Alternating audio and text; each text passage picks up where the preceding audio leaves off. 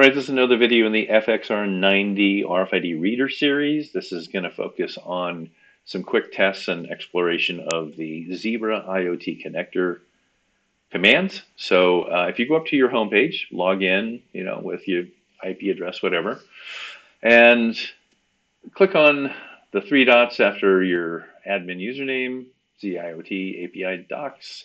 There should be a center button here that says copy token. Now, the first time I did this, it didn't work. And all I got coming out was FXR. The second time I used it, it worked. And so I'm a little confused, and we're just going to give it a shot. Here, I got to open up another text program that I have just to make sure. But I'm going to copy token, come back here, and I'll paste it. And sure enough, I get a token that's actually working. That's great. So if you click on this button and you don't get something that long, let's say you get something that's just FX90, FXR90 or something like that. I'm going to show you an alternative way to get it. So this thing's there, but let's just push it out of the way. If I close this, and depending upon what browser you're using, there's always a way to get to these docs. I think in Chrome, and I'm using Firefox, but Chrome and Firefox I think are the same. Hit Control Shift, hold it down, and then type I. And you'll get this little, sometimes it's on the right-hand side, sometimes on the bottom. Usually it'll go to a console as the default. You want to find network, and then refresh your page, and you'll get all this network traffic stuff that's here. What you're looking for in the end is something that says valid session. Click on that. When you click on valid session, if you go over here to the right, you're going to see something in here that says bearer right there, and that should be our token. That should be our token. So I'm going to say copy the value, and if I put that next to this one, I hope it's the same. Who knows? Maybe it's not. Nope, that's the same. So that's cool.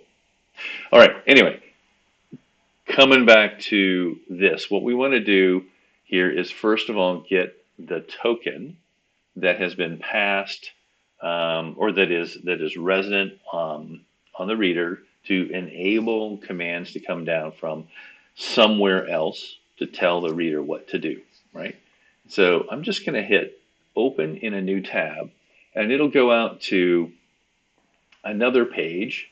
It's just called API docs, and here we can click on authorize, and then just put in your admin and your new password, right?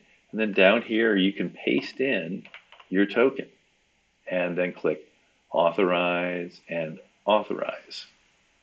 Then you can hit close, right?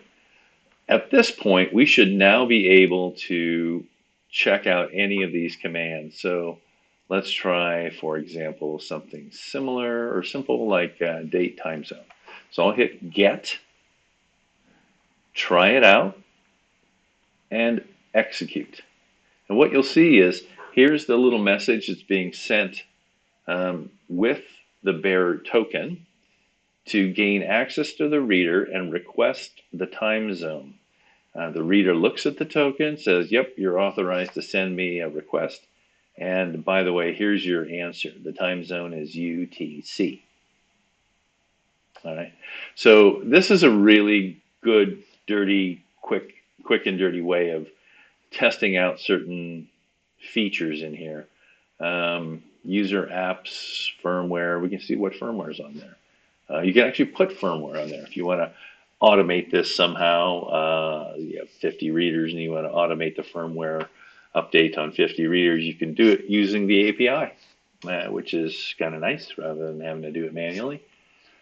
Let's see what else. There's some network settings, certificates. That's another good one. If you have SSL certificates and you want to put it down on all your readers, you could use the API.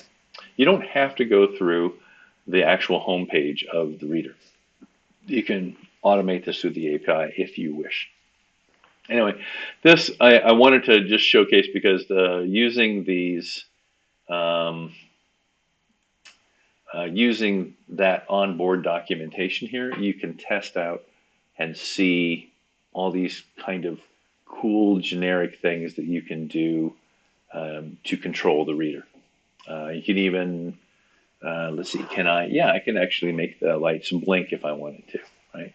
So all within the home page again, going up to the admin screen with the three dots and hitting ZIOT API docs, copy your token, and then test it out there.